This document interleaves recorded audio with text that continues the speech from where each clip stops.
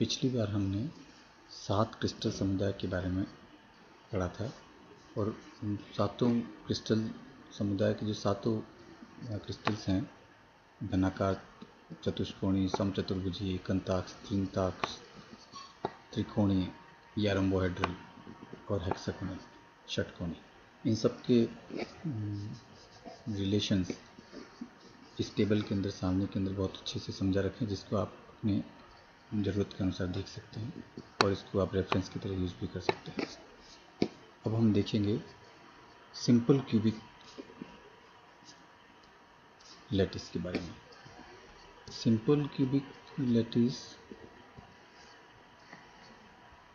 Cubic lattice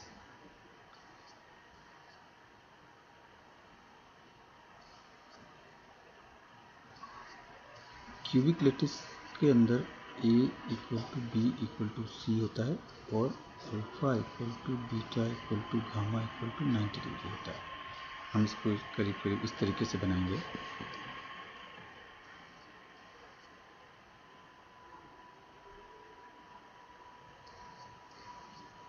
ये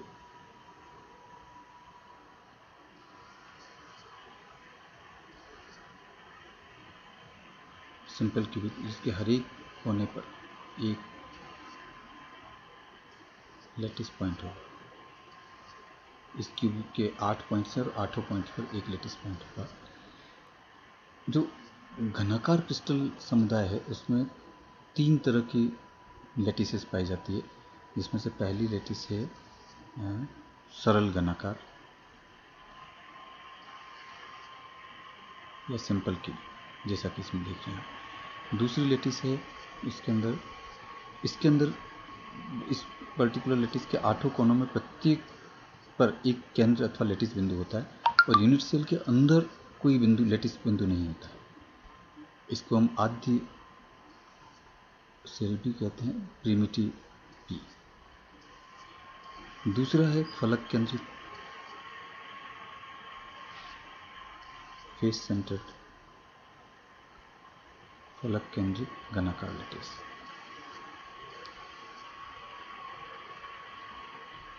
फलक केंद्रित लैटिस में क्या होता है, जो सिंपल लैटिस होती है उसके हर फलक पर एक लैटिस बिंदु होता है। हम इसमें देख सकते हैं, देखिए ये सिंपल एक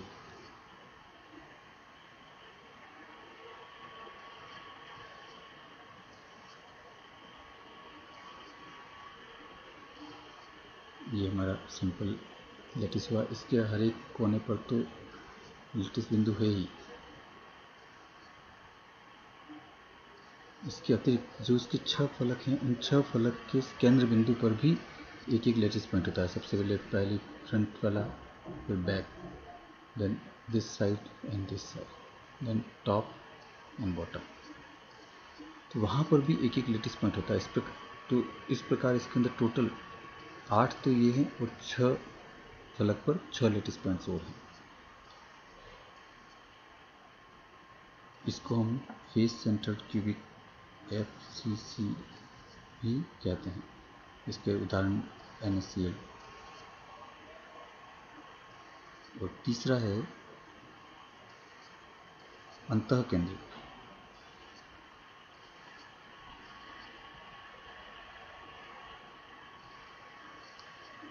घनाकार लैटिस। अंतः केंद्रित घनाकार लैटिस में क्या होता है, जो सिंपल लैटिस है, ये सिंपल लैटिस हुई, इसके 8 बिंदु पर तो लैटिस पॉइंट है ही।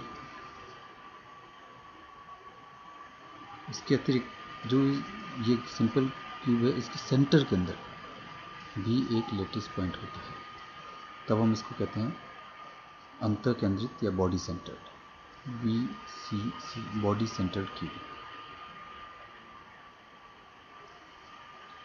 अब प्रत्येक जो लैटिस यूनिट सेल है उसके अंदर लैटिस पॉइंट्स कितने हैं, अब हम इसका लैटिस पॉइंट की गणना करते हैं। सबसे पहले हम देखेंगे सरल घनाकार लैटिस।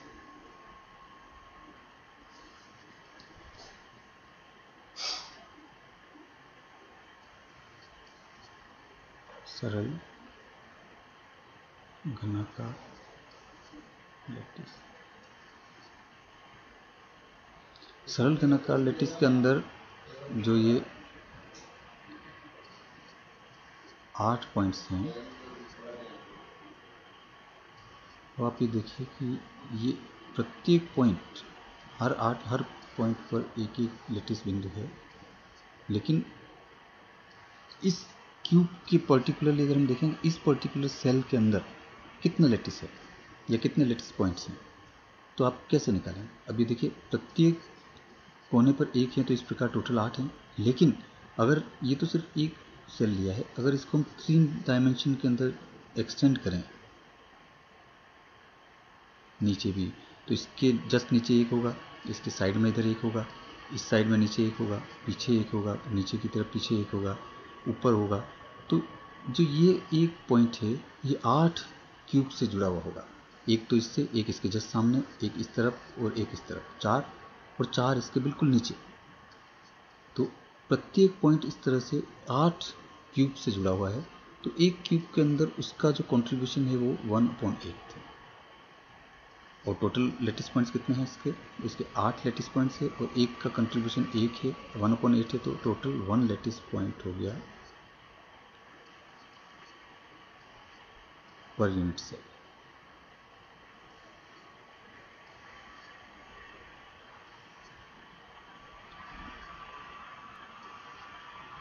अब यही चीज़ हम फेस सेंटर क्यूबिक के लिए देखते हैं। फलक केंद्रित घनाकार के अंदर क्या होता है?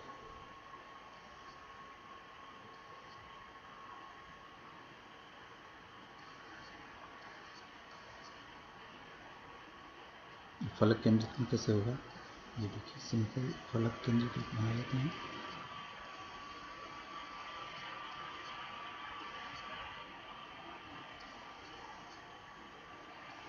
फलक केंद्रित में भी ये 8 पॉइंट तो होंगे ही। इन 8 पॉइंट का कंट्रीब्यूशन हो गया 1/8, 8 इंटू 1/8 प्लस हर फलक पर इसका एक लेटिस पॉइंट है। और एक फलक कितने क्यूब से जुड़ा हुआ हो? स्पष्ट है कि अगर एक ये लेटिस पॉइंट है तो वो अगर इस क्यूब से जुड़ा है तो इसके पास वाले इस क्यूब से भी जुड़ा होगा। इसी तरह से ये लेटिस है तो पॉइंट है तो इस क्यूब के साथ में इसके नीचे वाले से जुड़ा होगा। तो फ्रंट फेस वाला लेटिस क्यूब है वो इसके आगे वाले से जुड़ा होगा, बैक वाला जो पॉइंट है वो उसके पीछे वाले से जुड़ा होगा। इस प्रकार प्रत्येक लेटिस पॉइंट्स जो फलक के सेंटर में वो दो लेटिस के अंदर दो लेटिस से जुड़ा हुआ है, यानी कि उसका आधा कंट्रीब्यूशन इस तरफ है, आधा कंट्रीब्यूशन दूसरी तरफ है।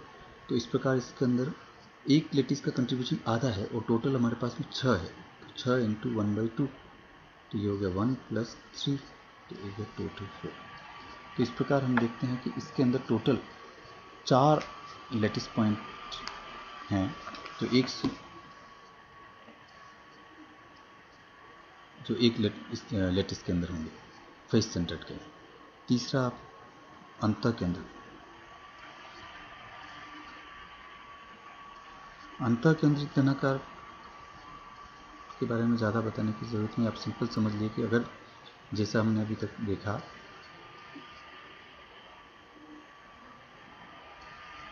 एक सिंपल क्यूब, उसके 8 पॉइंट और एक सेंटर में पॉइंट है। अब जो सेंटर वाला पॉइंट है वो किसी दूसरे से कंट्रीब्यूट नहीं कर सकता, इसलिए इसके अंदर टोटल जो होगा वो 8 इंटू 1/8 प्लस एक ये पॉइंट जो सेंटर में है। और चूँकि सेंटर का पॉइंट किसी दूसरे से कंट्रीब्यूट नहीं करेगा इसलिए हो जाएगा 1 + 1 = 2। वो जिस यूनिट सेल में है उसी यूनिट सेल के अंदर पूरा कंट्रीब्यूशन रखेगा।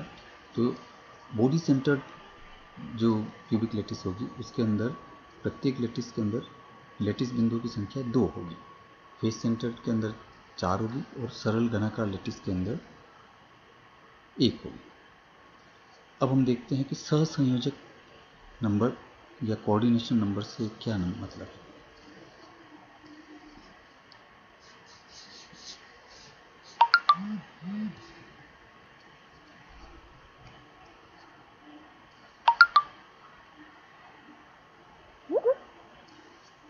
कोऑर्डिनेशन नंबर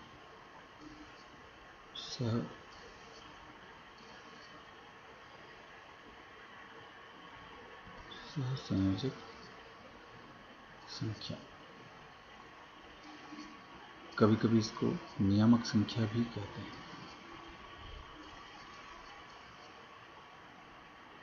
नियामक संख्या। तो जैसा कि हम जानते हैं कि क्रिस्टल के अंदर लैटिस व्यू परमाणु अथवा अणुओं से बना हुआ है, और क्रिस्टल संरचना का सही ज्ञान प्राप्त करने के लिए उसकी लैटिस की सहसंयोजक संख्या भी ज्ञात होनी चाहिए। तो किसी लैटिस की सहसंयोजक संख्या वो संख्या है जो उस लैटिस के किसी परमाणु के चारों ओर निकटतम परमाणु की संख्या बताती है। तो क्या हुआ ये कि वह संख्या जो लैटिस के किसी एक परमाणु के चारों ओर निकटतम परमाणुओं की संख्या बताती है। अब सहसंयोजक संख्या अगर अधिक है, इसका अर्थ हुआ कि उस क्रिस्टल संरचना में परमाणु बहुत पास पास है। तो अपन वापस एक बार सरल घनाकार लैटिस को देखते हैं। ये सरल घनाकार लैटिस सिंपल क्यूबिक क्रिस्टल के अंदर क्या होगा, जो देखिए अपन एक बार फिर से बना लेते हैं।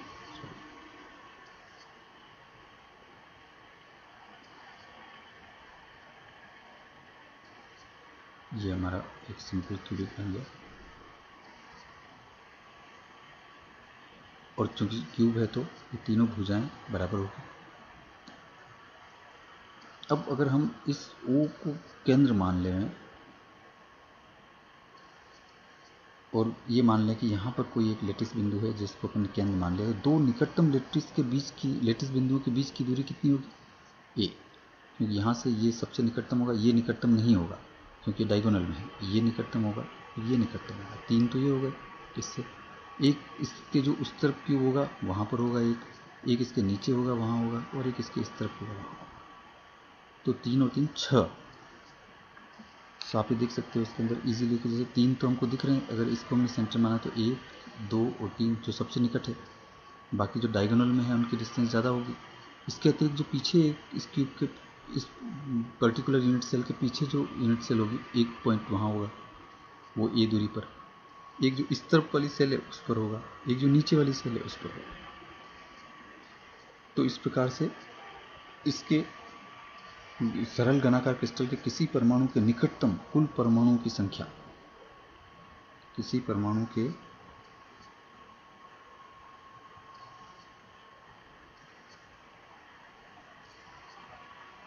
निकटतम कुल परमाणुओं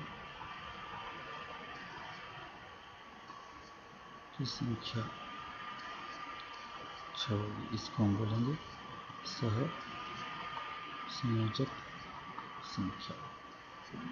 तो ये सहसंयोजक संख्या किसकी हुई, ये हुई सिंपल क्यूबिक जो प्रिमिटिव लैटिस है।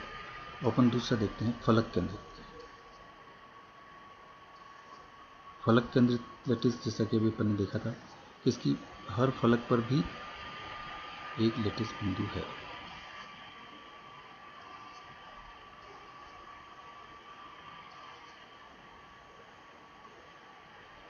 कि इस फलक पे इस पर जो क्यूब के कोनों पर तो है ही, इसके अतिरिक्त और भी है, सामने पीछे ऊपर 6 पॉइंट्स इस तरह से होंगे। और अब अपन अगर इस पॉइंट को जो पहले की तरह अगर इसको अपन 0 O मान लें, या अगर अपन सुविधा के लिए इस सेंटर पॉइंट जो नीचे वाली फलक इसको हम O मान लें, तो इसमें क्या होगा कि फलक केंद्रित की प्रत्येक यूनिट सेल के 8 कोनों पर एक एक लैटिस बिंदु है, और 6 फलकों में से प्रत्येक फलक के केंद्र पर भी एक लैटिस बिंदु है। तो दो निकटतम लैटिस बिंदुओं के बीच की दूरी क्या होगी, यहाँ से सबसे निकट लैटिस बिंदु कौन सा होगा, ये। तो इसकी दूरी कितनी होगी, तो हम दूरी निकाल सकते हैं क्योंकि ये सेंटर में है, तो हम इसकी दूरी निकालेंगे। यहाँ ये डिस्टेंस A है, ये डिस्टेंस A है, ये इसका डायगोनल है, इसका आधा है, तो डायगोनल कितना होगा, √A² + A² = √2A।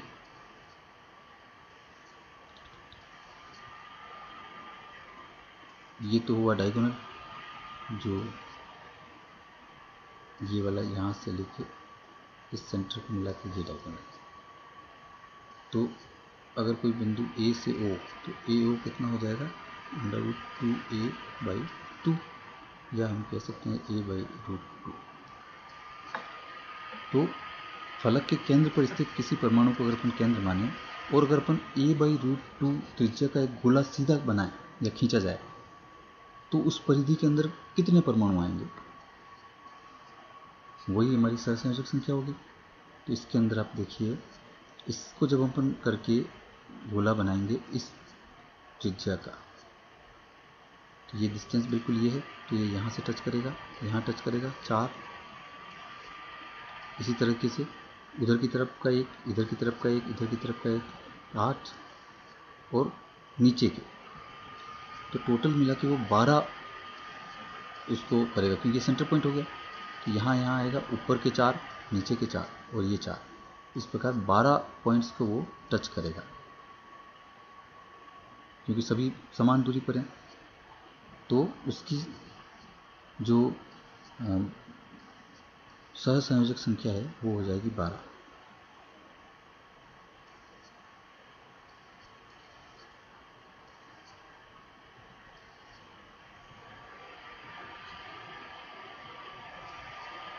तो इसमें हम O पर स्थित किसी परमाणु को,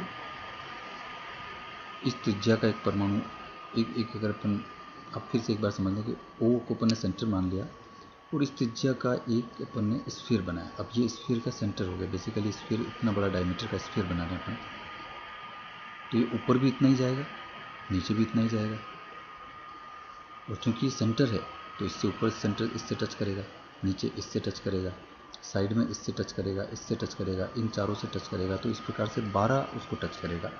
और अगर अपन चाहें तो इनके निकटतम जो लेटिस पॉइंट्स हैं इनके अपन निर्देशांक भी ज्ञात कर सकते हैं। तो इसके निर्देशांक मैं आपको इजी रहेगा आपको समझा दें कि लिख देता हूँ। सबसे पहला एक निर्देशांक होगा a/2 a/2 0, तो दूसरा हो जाएगा -a/2 a/2 0,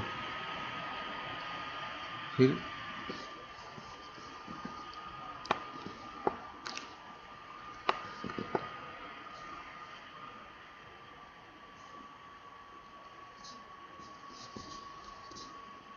उसके बाद में जो होंगे a/2 -a/2 0 और -a/2 -a/2 0, then 0 a/2 a/2 0 -a/2 a/2, then again 0 a/2 -a/2 and 0 -a/2 -a/2, फिर उसके बाद a/2 0 a/2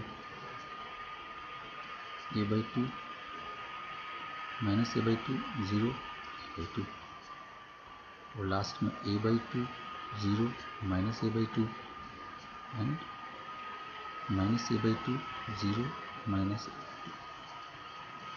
तो इस प्रकार के 12 ही कोऑर्डिनेट हो गए। 2 जो उधर लिख दिए थे, 2 4 6 8 10, उसको वापस एक बार लिख देता हूँ ताकि आपको उधर नहीं देखना पड़े। a/2 a/2 0 and -a/2 a/2 0। तो ये 12 इसके निर्देशांक बंद हो गए। लेकिन अगर अपन सेकंड नियरेस्ट नेबर देखें तो फलक केंद्रित जो घनाकार लैटिस है उसमें सेकंड नियरेस्ट नेबर की दूरी होगी a। पहले की तो हो गई a/√2, लेकिन अगर सेकंड वाले का देखेंगे तो उसकी डिस्टेंस ये आएगी, और निकटतम जो परमाणु हैं सेकंड वाले तो वो इनके पास में 6 ही होंगे, क्योंकि अपन ने पहले देखा था सिंपल घनाकार लैटिस के अंदर कि अगर a दूरी पर वो है तो 6 अपन को इस तरह के निर्देशांक, इस तरह के अपन को लैटिस बिंदु मिलेंगे। अब फलक केंद्रित घनाकार लैटिस का एक सिंपल सा उदाहरण NaCl है जो बहुत फेमस है, नमक, आप सभी जानते हैं। इसकी संरचना के अंदर सोडियम और क्लोरीन, सोडियम का ion Na+ ion and Cl minus ion, वो आपस के अंदर फलक केंद्रित घनाकार दूरी के अंदर इस तरह से बने रहते हैं कि दो जो सोडियम सोडियम आयन अथवा दो क्लोरीन क्लोरीन के बीच की दूरी a/√2 होती है। तो या तो Na के बीच की दूरी या Cl के बीच की दूरी, जो भी देखेंगे तो a/√2 इस डिस्टेंस पर वो होंगे। इसका मतलब क्या हुआ कि अगर मान लो जो क्यूब है तो इस क्यूब की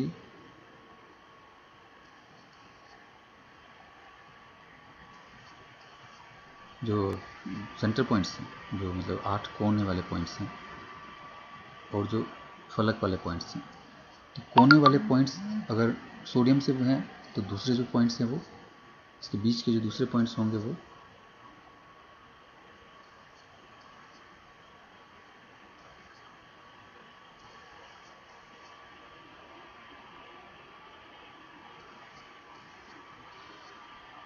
तो एक अल्टरनेटली एक सोडियम से होगा, एक क्लोरीन से होगा। सोडियम से अगर मान लो ये सोडियम है तो ये क्लोरीन हो जाएगा, फिर सोडियम हो जाएगा। इसी तरह से यहाँ चूँकि सोडियम है तो यहाँ क्लोरीन हो जाएगा, तो यहाँ सोडियम आ जाएगा, या फिर क्लोरीन आ जाएगा। इस तरीके से अल्टरनेटली NaCl स्ट्रक्चर चलता रहेगा।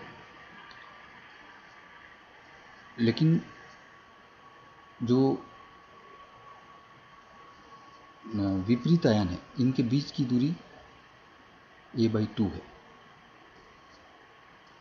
यहाँ पर ये ध्यान रखने की बात है, क्योंकि ये अगर A है तो ये Na है, ये Cl है, तो इन दोनों के बीच की दूरी a/2 है। लेकिन नीयरेस्ट नेबर अगर देखेंगे सोडियम सोडियम, तो इनके बीच की दूरी होगी a/√2। या अपन अगर मान लो क्लोरीन क्लोरीन देखेंगे तो इनके बीच की दूरी होगी a/√2। अब अपन तीसरा देखते हैं, लास्ट है, वो है बॉडी सेंटर।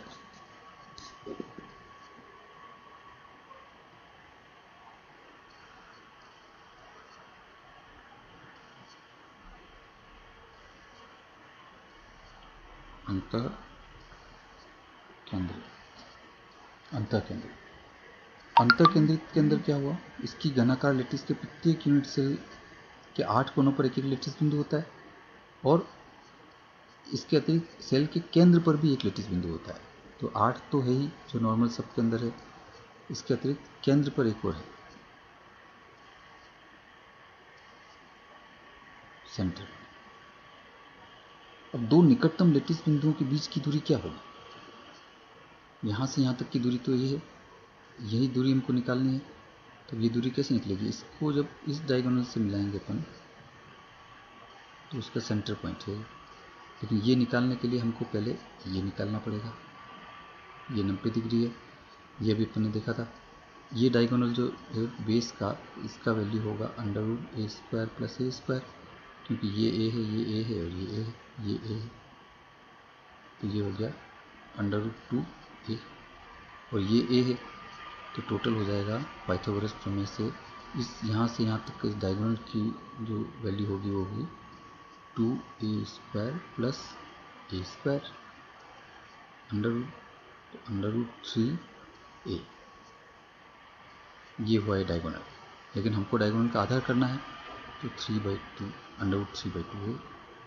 तो ये √3/2a जो दो निकटतम लेटिस बिंदुओं के बीच की दूरी होगी, जहाँ पर a जो है वो लेटिस नियतांक है, यूनिट सेल की भुजा है। तो अंतर केंद्रित घनत्व यूनिट सेल जो है उसके अंदर मान लो कि अपन O, इसके सेंटर को O मान लें, और इस त्रिज्या का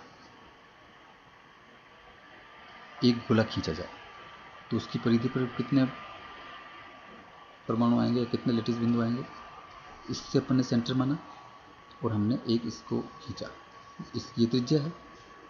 चूंकि ये त्रिज्या है और अपन इससे गोला बना रहे हैं, तो यहाँ है, तो यहाँ इन सभी 8 पॉइंट को टच करेगा। तो इसका मतलब कितना हुआ? 8। ये नियरेस्ट नेबर इसके हो जाएंगे 8। तो अंतर केंद्रीय घनाकार लेटिस की सहसंयोजक संख्या 8, और इसके निर्देशांक निकालना तो बहुत आसान है, a/2 a/2 a/2, दूसरा हो जाएगा -a/2 a/2 a/2, तीसरा हो जाएगा a/2 minus A by two, फिर A by two, minus A by two, उसके बाद में minus A by two, A by two, क्योंकि सेंटर हमने यहाँ माना है, जीरो ये हो गया हमारा, तो ये सारे ए बाई टू डिस्टेंस पर शिफ्ट हो जाएंगे। Minus A by two, minus A by two, और लास्ट में हो जाएगा A by two, minus A by two, minus A by two, and minus A by two, minus A by two, minus A. इस प्रकार से हमारे पास में ये 8 पॉइंट्स के